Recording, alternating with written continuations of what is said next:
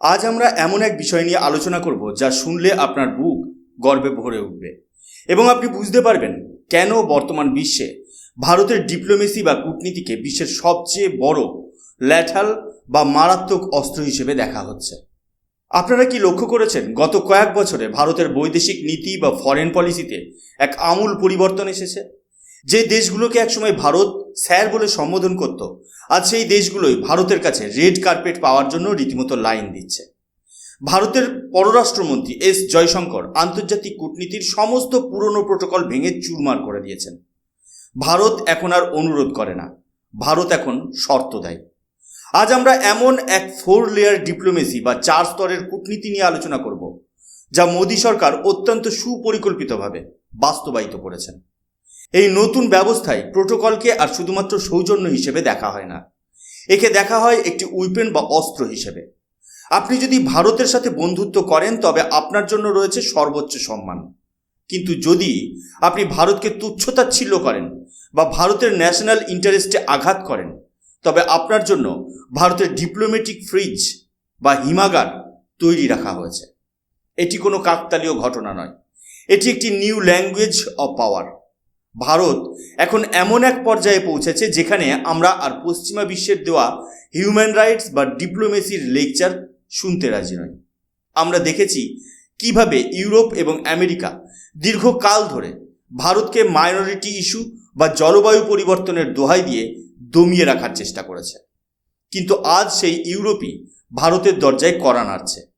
আমাদের Republic day প্যারেডের প্রধান অতিথি হওয়ার জন্য তারা এখন মরিয়া। কেন এই পরিবর্তন? কারণ নরেন্দ্র মোদী এবং এস জয়শঙ্কর আবিষ্কার করেছেন যে কূটনীতিতে বিনয় নয়, বরং স্ট্রেংথ বা শক্তি শেষ কথা বলে। তারা পুরনো ডিপ্লোম্যাটিক প্লেবুক ছিঁড়ে ফেলে এক নতুন ইতিহাস লিখছেন। এই ইতিহাস হলো আত্মমর্যাদার, এই ইতিহাস হলো এক শক্তিশালী ন্যাশনালিস্ট ইন্ডিয়ার। চলুন বিশ্লেষণ করি এই 4 স্তরের কূটনীতি আসলে কি এবং কিভাবে এটি সারা বিশ্বের ঘুম কেড়ে নিয়েছে। প্রথম স্তরে রয়েছে ব্রাদার্স এবং বিশ্বস্ত ভ্রাতৃত্বের দেশগুলো। এটি হলো টায়ার 1। এখানে সেই দেশগুলো স্থান পায় যারা ভারতের বিপদে পাশে দাঁড়িয়েছে এবং যাদের সঙ্গে ভারতের সম্পর্ক রক্তের সম্পর্কের মতো দৃঢ়। এর সবচেয়ে বড় উদাহরণ হলো রাশিয়া। যখন ভ্লাদিমির পুতিন ভারতে আসেন তখন ভারতের প্রধানমন্ত্রী আচরণ লক্ষ্য করুন। নরেন্দ্র মোদী ব্যক্তিগতভাবে তাকে এয়ারপোর্টে স্বাগত জানাতে যান। শুধু তাই নয়, পুতিনকে নিজের গাড়িতে বসিয়ে প্রধানমন্ত্রীর বাসভবনে নিয়ে যাওয়া হয় এবং সেখানে ব্যক্তিগত ডিনারের ব্যবস্থা করা হয়। এটি কোনো সাধারণ প্রোটোকল নয়, এটি একটি বার্তা। বিশ্বকে ভারত বুঝিয়ে দেয় যে রাশিয়ার সঙ্গে তাদের সম্পর্ক আনব্রেকেবল। ঠিক একইভাবে আরবের দেশগুলো, বিশেষ করে কাতার বা ইউএইর নেতাদের ক্ষেত্রেও একই উষ্ণতা দেখা যায়। কাতারের আমিরকে মোদিজি মাই ব্রাদার বলে সম্বোধন করেন। এই টায়ার 1 ক্যাটাগরি হলো সেই দেশগুলোর জন্য যারা ভারতের এনার্জি সিকিউরিটি এবং স্ট্র্যাটেজিক অটোনমিতে সাহায্য করে। এখানে ডোনাল্ড ট্রাম্পের কথাও বলা যায়। 2020 সালে যখন ট্রাম্প ভারতে এলেন তখন 1 লাখ মানুষের সামনে নমস্তে ট্রাম্প অনুষ্ঠানের মাধ্যমে ভারত বার্তা দিয়েছিল যে আমরা আপনাকে পরিবারের অংশ মনে করি। এই সম্মান কিন্তু এমনি এমনি পাওয়া যায় না, এটি অর্জন করতে হয়। দ্বিতীয় স্তরটি হলো স্ট্র্যাটেজিক পার্টনার বা কৌশলগত অংশীদারদের জন্য। একে আমরা বলতে পারি টায়ার 2। ওবামা যখন 2015 সালে ভারতে এসেছিলেন তখন তাকে যথেষ্ট সম্মান দেওয়া হয়েছিল, কারণ ভারতের তখন নিউক্লিয়ার ডিলের প্রয়োজন ছিল। বাংলাদেশের প্রাক্তন প্রধানমন্ত্রী শেখ হাসিনাকেও মোদিজি ব্যক্তিগতভাবে গিট করতে গিয়েছেন, কারণ ভারতের উত্তর পূর্বাঞ্চলের নিরাপত্তা এবং বর্ডার সিকিউরিটির জন্য বাংলাদেশ অত্যন্ত গুরুত্বপূর্ণ ছিল। ইউএইর প্রেসিডেন্টের ক্ষেত্রেও আমরা একই প্রোটোকল দেখি, কারণ ভারতের বিপুল সংখ্যক ডায়াসপোরা সেখানে কাজ করে এবং ভারতের তেলের যোগান সেখান থেকেই আসে। এই দেশগুলোকে ভারত বার্তা দেয়, ইউ ম্যাটার। আপনারা আমাদের উন্নয়ন এবং নিরাপত্তার অবিচ্ছেদ্য অংশ। এদের প্রোটোকল দেওয়া হয় অত্যন্ত যত্ন সহকারে, যাতে সম্পর্কে কোনো ফাটল না ধরে। এবার আসি তৃতীয় স্তরে, যাদের আমরা বলতে পারি প্রফেশনালস। এখানে বিশেষ করে ইউরোপীয় ইউনিয়নের দেশগুলো বা অনেক ধনী আরব দেশ পড়ে। এদের ক্ষেত্রে ভারতের আচরণ হয় অত্যন্ত ফর্মাল এবং ব্যবসা ভিত্তিক। উদাহরণস্বরূপ, দুবাইয়ের ক্রাউন প্রিন্স যখন ভারতে এলেন তখন মোদিজি তাকে স্বাগত জানাতে বিমানবন্দরে যাননি। পরিবর্তে একজন ক্যাবিনেট মিনিস্টার বা বাণিজ্য মন্ত্রী পীযূষ গোয়েলকে পাঠানো হয়েছিল। এর মানে কি? এর মানে হলো আমরা আপনাদের সম্মান করি, কিন্তু আপনারা আমাদের জন্য এসেনশিয়ালস বা অপরিহার্য নন।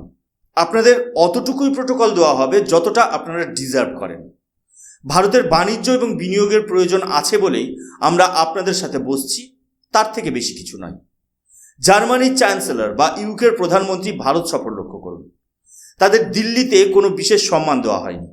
একজনকে আহমেদাবাদ পাঠিয়ে তার সাথে ব্যবসায়িক আলোচনা সেরে বাড়ি পাঠিয়ে দেওয়া হয়েছে, অন্যজনকে মুম্বাইয়ে রাখা হয়েছে। ভারতের এই ক্যালকুলেটিভ আচরণ পশ্চিমা বিশ্বের দম্ভ চূর্ণ করে দিয়েছে। চতুর্থ এবং সবচেয়ে চমকপ্রদ স্তরটি হল দ্য ফ্রিজ বা হিমাগার। এই স্তরে সেই দেশগুলো থাকে যারা ভারতের শত্রুতা করেছে বা ভারতের অভ্যন্তরীণ বিষয়ে নাক গলানোর চেষ্টা করেছে। পাকিস্তান এই তালিকার শীর্ষে।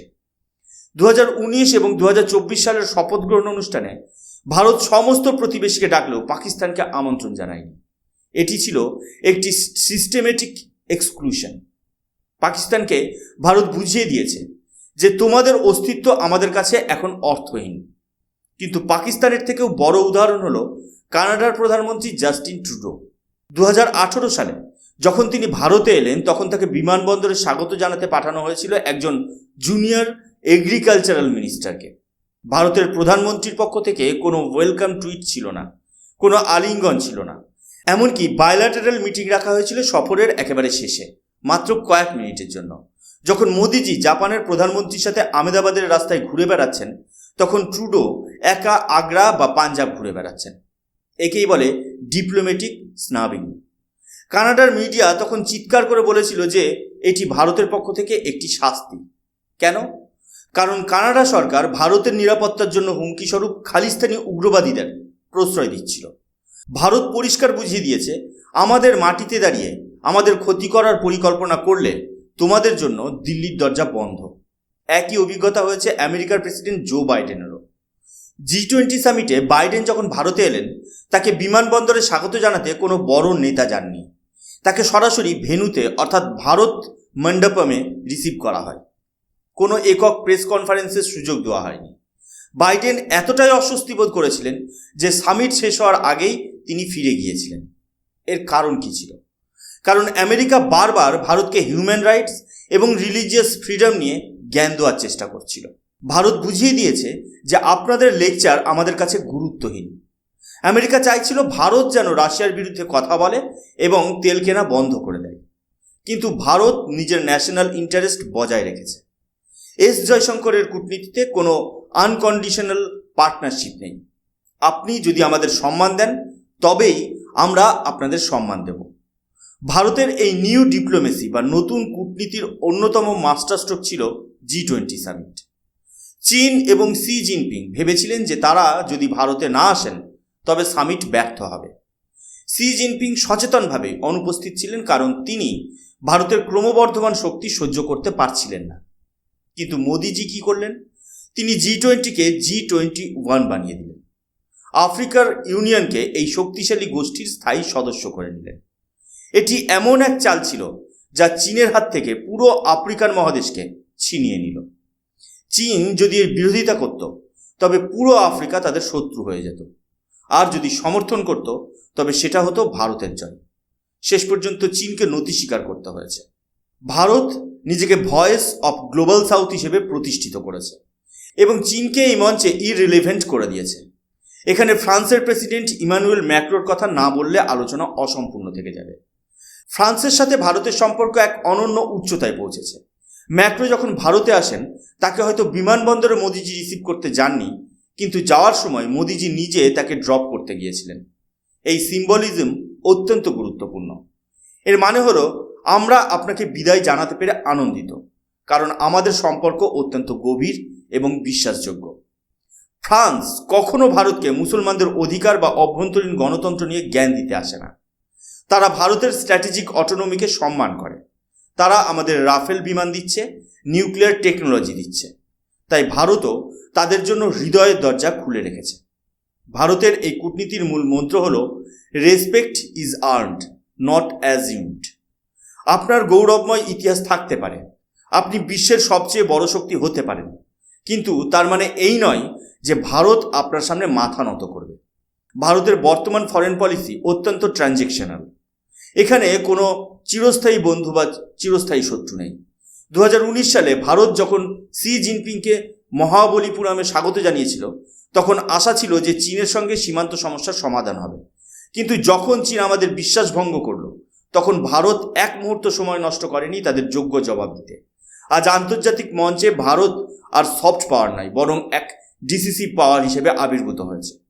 অনেকে বলেন মোদী সরকারের এই আচরণ অত্যন্ত অ্যারোগেন্ট বা ঔদ্ধত্য। রাহুল গান্ধীর মতো বিরোধী নেতারা সমালোচনা করে বলেন যে ভারত বিশ্ব থেকে বিচ্ছিন্ন হয়ে যাচ্ছে। কিন্তু জয়শঙ্করজির ভাষায় বলতে হয়, আত্মমর্যাদা এবং ঔদ্ধত্যের মধ্যে পার্থক্য আছে। ভারত আজ নিজের সেলফ রেসপেক্ট নিয়ে কথা বলছে। যে দেশগুলো একসময় আমাদের উপর উপনিবেশ স্থাপন করেছিল, আজ তাদেরই ভারত বুঝিয়ে দিচ্ছে যে সময় বদলে গেছে। IMF বা ওয়ার্ল্ড ব্যাংকের মতো সংস্থাগুলোও আজ স্বীকার করছে যে ভারতের অর্থনৈতিক এবং কূটনৈতিক উত্থান অপ্রতিরোধ্য। ভারত এখন বিশ্বের লায়াবিলিটি নয়, বরং বিশ্বের ইঞ্জিন অফ গ্রোথ।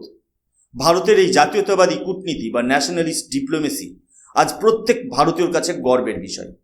আমরা যখন দেখি পাকিস্তানের প্রধানমন্ত্রী শাহবাজ শরীফ কোনো আন্তর্জাতিক সম্মেলনে একা এক কোণে দাঁড়িয়ে আছেন এবং ভারতের প্রধানমন্ত্রী তাকে ফিরেও তাকাচ্ছেন না, তখন আমরা বুঝতে পারি যে ভারত কতটা শক্তিশালী হয়েছে। এটি কোনো ভুল নয়, এটি একটি পরিকল্পিত মেসেজ। যারা সন্ত্রাসবাদকে আশ্রয় প্রশ্রয় দেয়, তাদের সাথে ভারতের কোনো কথা নেই। জাস্টিন ট্রুডো যখন ভারতের ডিপ্লোম্যাটদের বের করে দিয়েছিলেন, ভারত 1 মিনিটের মধ্যে কানাডার ডিপ্লোম্যাটদের বের করে দিয়েছিল এবং তাদের ভিসা পরিষেবা বন্ধ করে দিয়েছিল। এই পুশব্যাক নীতি আগে কখনো দেখা যায়নি। উপসংহারে এটাই বলা যায় যে ভারত আজ এক নতুন দিগন্তের পথে। আমরা প্রোটোকলকে কেবল ফুল বা করমর্দনের মধ্যে সীমাবদ্ধ রাখিনি, একে একটি স্ট্র্যাটেজিক টুল হিসেবে ব্যবহার করছি। ইউরোপের যে দেশগুলো আগে আমাদের উপদেশ দিত, আজ তারা আমাদের 26শে জানুয়ারির প্যারেডে বসার জন্য মুখিয়ে থাকে।